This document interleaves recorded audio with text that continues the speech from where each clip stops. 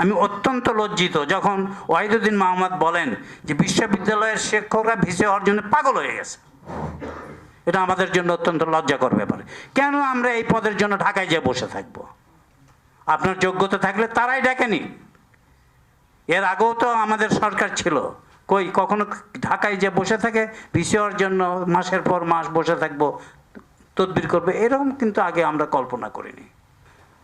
আমরা জামাতকে পছন্দ করি না, ঘেন্না করি, কিন্তু জামাতের যে বৈশিষ্ট্যগুলো সেগুলোকে আপনাকে বুঝতে হবে। তারা চাঁদাবাজিও করে, কিন্তু নিজের জন্য না, দলের জন্য করে। তারা যা কাজ করে সব কিছু দলের জন্য, ব্যক্তির জন্য কিছু করে না। কাকে চাকরি দিতে হবে রাজশাহী ইউনিভার্সিটি, কাকে প্রভিসি বানাতে হবে, কি বানাতে হবে, ওদের কেউই ঢাকায় যায়নি, কিন্তু তাদের একজন প্রভিসি হয়ে গেল। আর আমরা 40 জন ঢাকায় যে আমাদের কোনো প্রভিসি নাই। এটা অত্যন্ত লজ্জার কথা। 2024-এর জুলাই আগস্টের যে গণ অভ্যুত্থান, সেই গণ অভ্যুত্থানের মাধ্যমে আমরা দাবি করছি না একটা নতুন বাংলাদেশের সৃষ্টি হয়েছে। দীর্ঘদিন ধরে বিএনপি শেখ হাসিনার বিরুদ্ধে আন্দোলন চালিয়ে যাচ্ছে। 5ই আগস্টের যে অর্জন, সেটা শুধু কোটা বিরোধী আন্দোলনের জন্য সম্ভব হয়নি।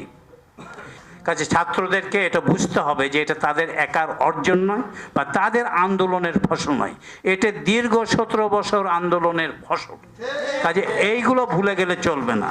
এবং এখনো এই ষড়যন্ত্র চলছে। তারা সরকারে থেকে রাজনৈতিক দল তৈরি করার একটা প্রচেষ্টা হচ্ছে, এটা আমরা ভালো চোখে দেখছি না। এবং যে কারণে এখন বাংলাদেশে এই মুহূর্তে সবচেয়ে জনপ্রিয় দল হচ্ছে বিএনপি। নির্বাচন দিলে বিএনপি জিতবে, এতে ইনশাল্লাহ জিতবে, এতে কোনো সন্দেহ নেই। সেজন্যই কালক্ষেপণ করা হচ্ছে বিভিন্ন অজুহাতে, সংস্কারের নামে বা এটা ওটা দিয়ে সময় ক্ষেপণ করে নির্বাচনকে দীর্ঘায়িত করার চেষ্টা করা হচ্ছে।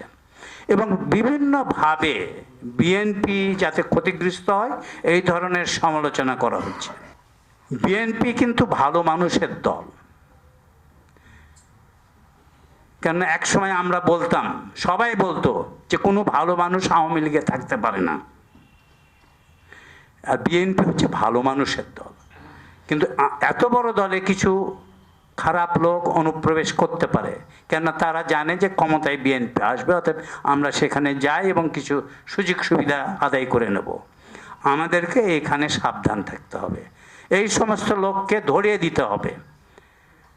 তাদের কারণে বিএনপির ক্ষতি হোক, এটা আমরা সহ্য করব না। আপনারা যারা বিএনপিকে ভালোবাসেন, এই দায়িত্ব আপনাদেরকে নিতে হবে। প্রতিষ্ঠাতা ওআইসি বলতেছে এরকম বলার পরে হাসিনার কথা মনে স্যার অথবা আরশের sir professor doctor professor Mohammad, দুইটা গাছ, তোমাদের একটা গাছ কাটলে দুইটা গাছ লাগাতে হবে। যারা দূষর যে চাকরি করে কোনো ছাড় দিবেন না, জানুয়ারি তার জন্ম। এবং শুধু এটা না, উনি বেগম খালেদা জিয়া চিকিৎসাধীন আছে। আল্লাহ তাআলা উনি কিন্তু বাংলাদেশ থেকে ইনশাআল্লাহ নিজেদের মধ্যে যাতে ভুল বোঝাবুঝি না হয় রাখার জন্য বক্তব্য দেওয়ার জন্য অনুরোধ করছি। মুজিবের নাম ছিল, তাদেরকে বর্জন করুন দলে। ধন্যবাদ স্যারকে এই পর্যায়ে বক্তব্য রাখার। সারা বিশ্বে উনি মুসলমানদের নেতা। তো আল্লাহ তাকে আপনার কুদরতের দ্বারা তাকে ভালো করে দেন।